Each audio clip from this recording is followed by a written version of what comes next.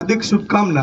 पण ई स्वतंत्रता फरी गुलाम बनवाने समय कहेवाय तो थोड़ो दूर है, पण जो सिस्टम अत्यारे जे शुरू छे साल छे तो फरी गुलाम बनता वार नहीं लागे। शिक्षण जे छे ई साची स्वतंत्रता छे। शिक्षण शब्द ज तमे जोई लो, क्षण एटले समय अने सी ने तमे शिक्षण लई लो तो शिक्षणनो समय, अत्यारनो समय शिक्षणनो समय छे। जो शिक्षणनो अभाव हशे तो जे छे ई आपणे लगभग फरीथी गुलाम बनशुं। ज्यारे गुलाम बन्याता त्यारे लगभग शिक्षणनो अभाव हशे एटले जेने ईस्ट इंडिया कंपनीनी कदाच अहींया स्थापना करवा दीधी हशे ए कंपनीमांथी आपणे गुलाम बन्या हशुं। पण आपणे एवुं नहीं थवा दઈએ અને શિક્ષણ લઈશું।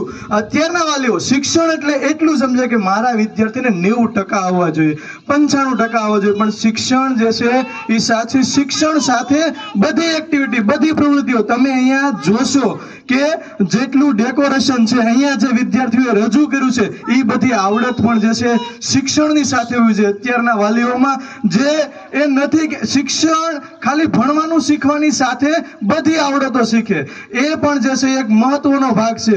બીજો મુદ્દો કે જે હમણાં વાત કરી કે શિક્ષણ અહીંથી ગમે એટલું ઊંચું લેશો, તમે મોટામાં મોટું શિક્ષણ લેશો, પણ એ શિક્ષણ મેળવ્યા બાદ એ શિક્ષણનો ઉપયોગ આપણે ભારતમાં કરતા નથી।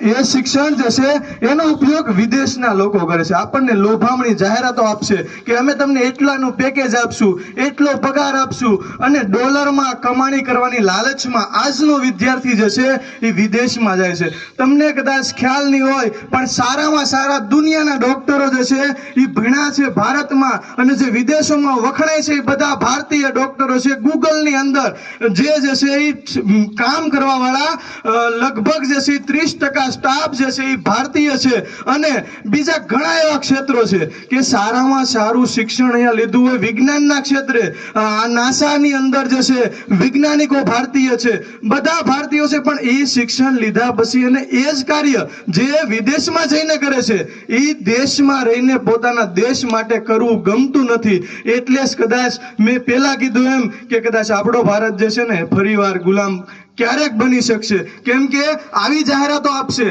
પછી એ જે કંપનીમાં જે છે આપણા દેશના યુવાઓ કામ કરવા જાય છે એ કંપનીઓ આપણા દેશને એની વસ્તુઓ અહીંયા લોન્ચ કરવા માટે જે છે એ વસ્તુઓ આપણને આપવા માટે લાલચ આપશે। એ વસ્તુઓ ભારતમાં પણ બની શકે કેમ કે બનાવવાવાળા ભારતીય છે, વિદેશમાં જઈને બનાવે છે વસ્તુઓ, એ વસ્તુઓ વેચે છે પાછા ભારતમાં આવીને અને બને છે એનાથી લગભગ કેટલા ગણી કિંમતોમાં આપને વેચે છે અને એટલે જ કર્જ આપણો ભારત દેશ એની ઉપર કર્જદાર થતો જાય છે।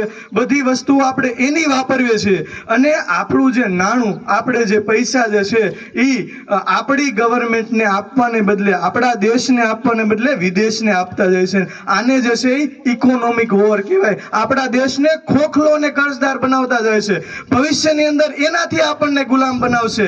અને ત્રીજો કે શિક્ષણનો મુદ્દો કે અત્યારે તમે જુઓ તો ભાઈઓને શિક્ષણ આપવા માટે બધા રાજી છે પણ બહેનોને જે છે શિક્ષણ આપે છે કદાચ હાલો હવે 30% વાલીઓ શિક્ષણ આપવામાં પણ સમજે છે પણ શિક્ષણ આપ્યા પછી શું? 12મા પછી એવું જ માને છે કે 12મું બહેનોએ ભણી લીધું તો બસ, બહેનોએ 12મું ભણ્યું તો આ જ જોબ કરાય, આ ના કરાય। એવું શા માટે?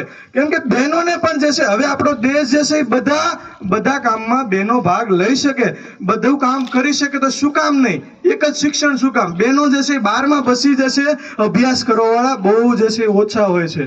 તો 12માની અંદર 97%, મેં શિક્ષકના અનુભવમાં અનુભવેલી વાત છે કે 97-98% લાવવાવાળા બહેનોને વાલીઓ 12મા પછી ભણાવતા નથી। તો એ 12મા સુધીનું શિક્ષણ શું કામનું જો 97% લાવ્યા પછી તમે 12મા પછી કોઈ અભ્યાસનો મોકો નથી આપતા।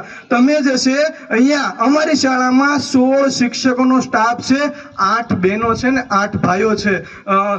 એ જે છે એ દર્શાવે છે કે બહેનોનું પણ જે છે શિક્ષણમાં આગળ વધવા માટે ઘણું મહત્વ છે। અને બીજું જે છે તમે બધા જે છે શિક્ષણ જે છે હવે આગળ વધારશો એના માટે આજ તમે ઘણા બધા નારા બોલ્યા હશો કે ભાઈ જય હિન્દ જે છે ઇન્કલાબ જિંદાબાદ, પણ એક નારો આજથી દરરોજ અહીંના બધા વિદ્યાર્થીઓ કે તમે ઘરે જઈને તમારા વાલીને મળો કે ગમે એને મળો તો એક નારો આજ તમને હું વધારાનો કહું છું કે જય શિક્ષણ। શિક્ષણની જે છે એ જય થાય અને એ શિક્ષણનો આપણે આગળ ઉપયોગ કરી. તમે સવારે જાગીને ગુડ મોર્નિંગ ના બદલે મેં 2 શબ્દો કીધા ને, એ જાગીને સવારમાં કહેજો કે જય શિક્ષણ. આજે તમને જે છે એ કહું છું કે મારા કોઈ પણ જૂના વિદ્યાર્થીઓ જે છે એક જે છે એ તમને સામેથી ક્યારેક મળે અને ખબર ખાલી એમ બોલે ને જય શિક્ષણ એટલે ખબર પડી જાય કે આ મારો વિદ્યાર્થી છે, કેમ કે એને શિક્ષણને જય આગળ શિક્ષણને આગળ વધારવા માટેની વાત કરી છે. તો